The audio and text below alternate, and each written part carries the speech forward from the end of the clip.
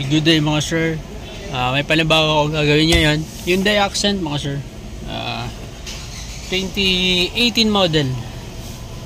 Manual transmission. Yung naging problema nito mga sir is walang lamig. Hindi na talaga lumalamig. As in, mainit yung buga. So, i-check natin mga sir kung bakit may na yung lamig or wala nang lamig talaga. Na napakabata pa naman. 44,516 kilometers. Na natin, start natin. And starting. Aircon natin. Yan, nakailaw na AC. Yan, naka AC na siya. Check natin sa labas. Nilagyan ko na to ng nilagyan ko na siya ng manifold gauge.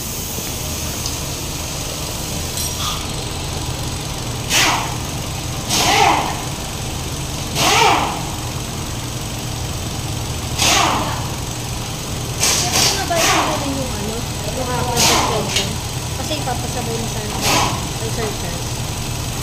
Pakatanggal picturean. Kanina yun. Kung nakasama. I-inquire pa rin dun para dalawa.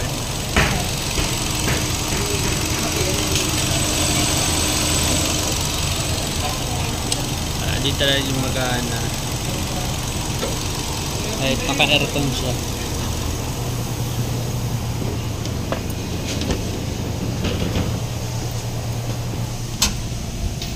Dito lang gumagana mga sir. Kahit naka-aircon, di gumagana.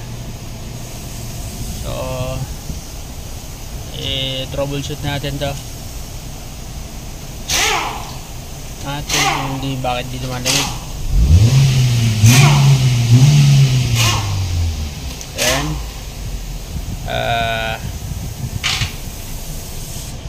tingnan natin kung meron supply doon. Patay muna natin. Patayin natin itong aircon.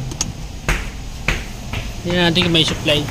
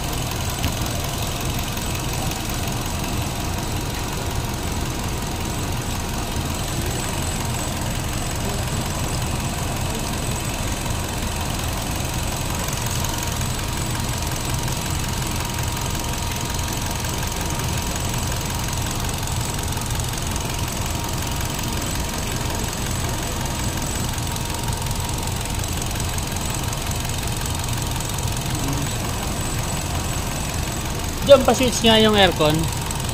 Tingnan natin yung may wait lang. Lipat natin. Hanap tayo ng positive.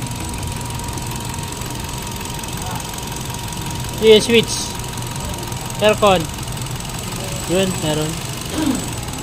Yun, nakakala. Ibig sabihin, may supply. Okay na. Isa, patay mo na. Patay ng aircon. Patay na. Buhay mo. Okay na.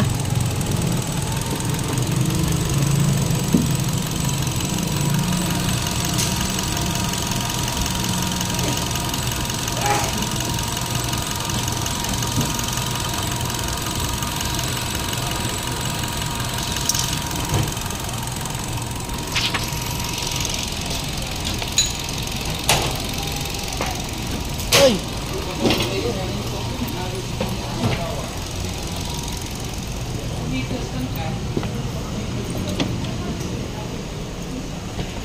Yan mga sir. Tatagalin natin yung ECB, electronic control valve. Yung may supply naman, may negative, may supply ng positive. So ayaw pa rin gumana ng compressor.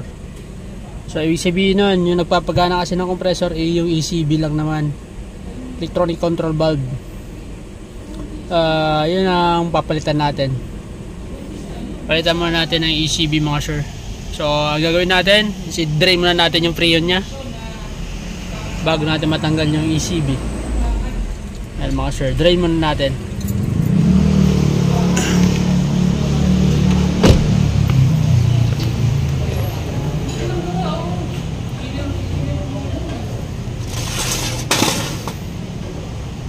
Tara ko yung mga yung vacuum doon.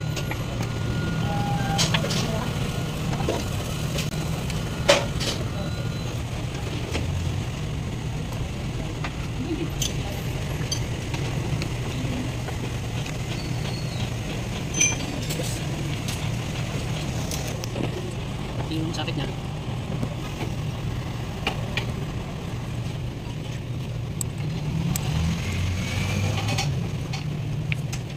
Plus.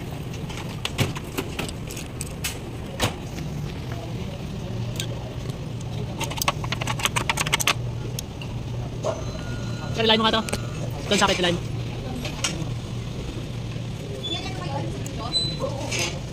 It's 7 yata yun, nabinigay ko yung sample kahapon. 7? Oo. Dahil daw ni suffering.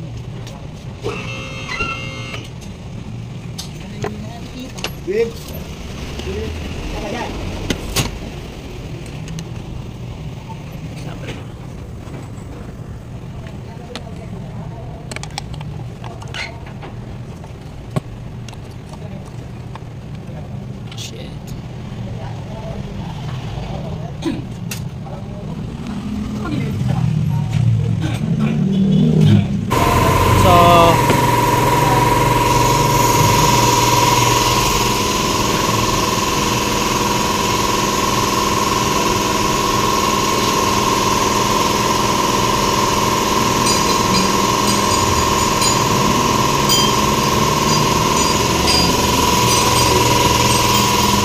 Sir, baba mo nga.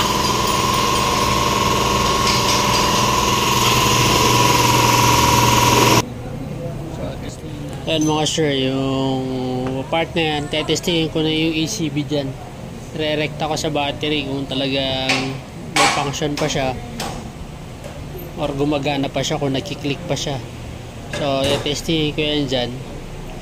Nung natry ko na kasi yan na dinirect ko sa battery, may function siya. So ibig sabihin nun mga sir is ayos yung ano niya, ayos yung ECB niya, ayos yung ECB niya. So dyan ko na inano na kailangan ko nang kalasin yung compressor kasi ayos naman yung switch, yung linya, fuse, yung relay, alas lahat good. Kaya nag-decide na ako na kalasin na yung compressor para ma-proof dun sa may-ari kung may problema talaga kahit bago pala yung sasakyan. So yan mga sir yung problema. Buong compressor, disposable type nya, kaya pala hindi na gumagana kasi ito putol din, nakikita nyo na yan. Dapat nagkakabit yan yung parang may kanto yan, ito tatlo kakabit yan, putol din. Umistak up sa loob yan bago na putol to. Kaya kahit magpalit ng ECB ganun pa rin. So nagpalit tayo ng buo nito kasi binaklas ko talaga yan para ma-proof dun sa customer ng problema yung loob. Lagyan mo na lang ako. Kasi baka sabihin niya nagpalit ng ECB ganun pa rin. So yan talaga, binaklas ko yung loob para mapakita ako sa kanya na may damage talaga yung loob. Sinabi niya na bigla lang nawala yung lamig. Nakita nyo, pinakita ko sa kanya yung problema. So naman pisa. So sabi niya sige palitan na lang ng compressor kasi wala nang choice, nandyan na yan eh. And talaga, sabi ko hindi naman mare-repair yan kasi disposable type nga yung mga compressor ng Accent, yung mga clutchless or ECB type na compressor, hindi na re-repair. Probably tapon na talaga, palit na talaga. So yun, sinadjust ko yan sa may-ari, palit na po talaga kasi wala din. So yun mga sir, update ko kayo. Ni-share ko lang yung problema kasi sa totoo lang medyo nahirapan din ako mag-trouble dahil wala naman ingay yan, kahit yung aircon walang ingay talaga dito. Yun pala is umiikot is yung pulley na lang, ito na lang yung umiikot, kaya hindi marinig yung ingay. Yung pinakang shafting sa loob, ito hindi na nadadala, ito na lang yung umiikot kasi nga ito kumalas to, ganyan kasi yan. Ito umiikot, itong gitna na to, ito yung nakalagay dito sa shafting dito, so hindi na talaga iikot kasi kumalas nga ito. Makikita nyo ito kumalas. So ayan, palitan na lang natin, palitan ng buo mga sir. So hintayin na lang natin yung kapalit. Umayos. Update ko kayo mga sir pag dumating yung kapalit, tapos kabit ko na. Ito na mga sir yung update, bago na yung pinalitan ko na ng compressor yan, bago na. Tapos yan, nakikita nyo yung moisture ng tubo. Ibig sabihin niya malamig na talaga, maganda na yung pumping, pati yung mga hose, kung makikita nyo yan, sobrang lamig na kasi yan yung compressor nya, bago na po yan. Gawa dito sa compressor na ito, sira, internal damage sabi nga nila. So ito na tayo sa loob mga sir. Yun, sobrang lamig na po. Yun nga,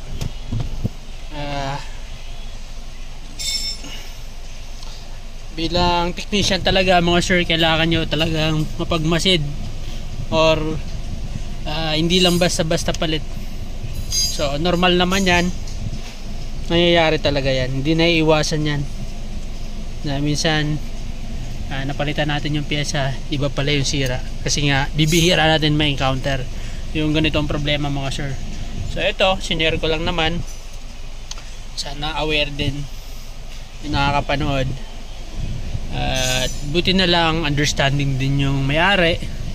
So para kung maintindihan niya naman na, kasi nakita niya naman na yung problema talaga ng compressor niya. Iisipin nyo ba naman kasi yung tinakbo niya 44,517 pa lang, pero nawasak agad yung aircon compressor niya mga sir.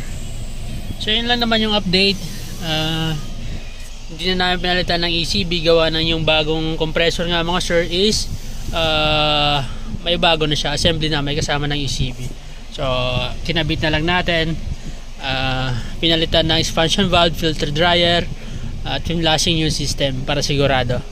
So yan mga sir, sana po makatulong sa inyo. Maraming salamat po sa patuloy na nanonood ng ating video, nakasubaybay, at sana po supportahan nyo lagi. Please subscribe and hit the notification bell para lagi po updated kapag may mga bago po akong video na ina-upload. Maraming salamat. God bless.